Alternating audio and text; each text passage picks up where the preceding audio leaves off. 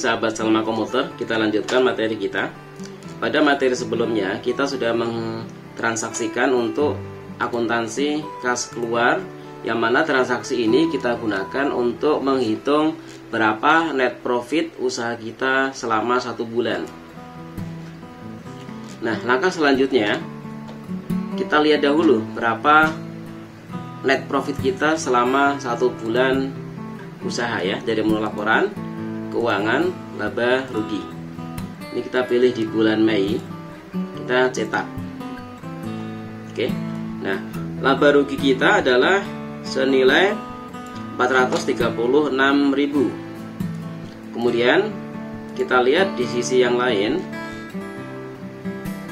Di awal materi kita jelaskan adalah mengenai sistem keuangan yang kita jalankan di perusahaan kita, yaitu dengan mengambil laba setiap harinya, kita saving, kita kumpulkan selama 1 bulan untuk kita gunakan pengeluaran. Nah, sekarang kita cek dahulu berapa sisa laba saving harian kita dari menu laporan buku besar, cek di kas saving laba hariannya, cek di tanggal, cek lagi di periode Mei, kita lihat. Oke, lagi loading ya. Oke, nah di sini saving harian kita, dana yang ada sisa 236.000.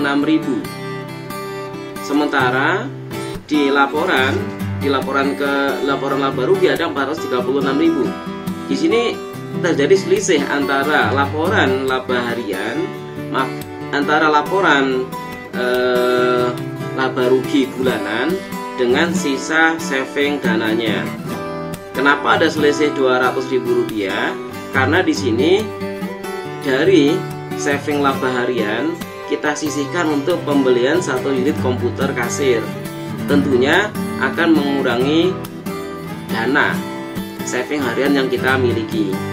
Ya, jadi bisa kita pahami ya, kenapa di laba rugi munculnya 436.000, tapi duit yang ada hanya 236.000. Artinya ada selisih 200.000 rupiah. Ya, jadi kita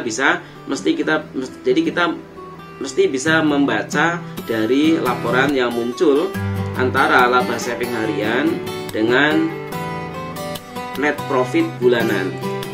Nah, kemudian biasanya selaku pemilik usaha itu melakukan pengambilan dana secara pribadi, pengambilan dana untuk kepentingan pribadi dari keuntungan yang diperoleh. Pengambilan dana secara pribadi bisa dari keuntungan yang diperoleh, atau mungkin karena si pemilik usaha ini ada kebutuhan mendesak, bisa juga mengambil dari nilai modal ya. Nah, namun dalam hal ini saya akan mencontohkan pengambilan dana untuk kepentingan pribadi dari nilai laba perusahaan, karena kita masih startup, jadi kita mesti sangat berhati-hati dalam manajemen keuangan.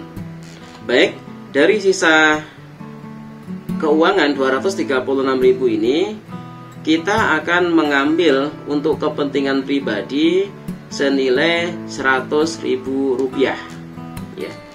Cara mentransaksikannya bagaimana? Cara mentransaksikannya adalah dari menu akuntansi,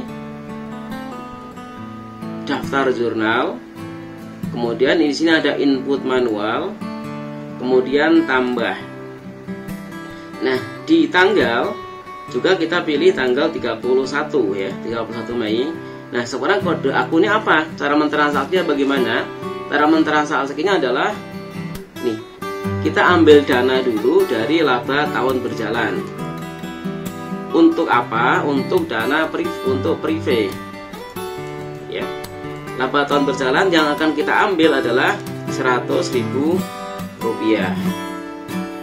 Prive kolom kredit kita isi 100.000 rupiah. Oke, kemudian simpan. Jadi untuk proses pengambilan dana untuk kepentingan pribadi ini kita perlu menjurnalkan 2 kali. Yaitu yang pertama adalah mengurangi dari nilai laba tahun berjalannya senilai jumlah uang yang kita ambil. Yang kedua adalah jurnal untuk pengeluaran kasnya. Ya, jadi kita keluarkan dari kas juga. Nah, pengeluaran dari kas 31 Mei juga tanggalnya ya. Nah, kita ambil dari kas saving laba harian. Nah, dari 236 kita ambil 100.000. Nah, di sini kasih keterangan prive bulan Mei 2021. Copy. Nah, akunnya dari mana ini? Nah, agar berarti otomatis dikeluarkan untuk ke prive. Prive tadi akun kepala 6, maaf kepala 3. Ya. Simpan. Dan sini tulis 100.000 rupiah. Kita simpan. Ya, oke. Jadi di sini kita sudah mengambil 100.000 rupiah. Kita cek lagi di buku besarnya kas saving kita. Oke. Kas saving kita berarti sisa 136.000 ya. Jadi dari laba harian yang kita kumpulkan setelah dikurangi biaya-biaya, setelah dikurangi prive, sisanya adalah 136.000 rupiah. Nah, kemudian di sisi laba rugi kita cek juga. Nah, kalau laba rugi bulanan tampilan datanya tetap utuh ya, karena ini adalah data laporan bulanan. Namun nanti kita bisa lihat di sisi laporan keuangan neraca. Neraca kita di 31 Mei. Nah, di sini. Nah, laba tahun berjalannya berkurang 100.000 karena diambil sebagai prive 100.000 rupiah. Baik, itulah penjelasan mengenai net profit dan prive ya. Dan saya rasa ini adalah hal yang mesti dipahami juga oleh siapapun selaku pemilik usaha agar kita lebih bisa bijak dalam pengambilan dana untuk kepentingan pribadi. Baik, semoga bermanfaat dan kita lanjutkan pada session-session berikutnya.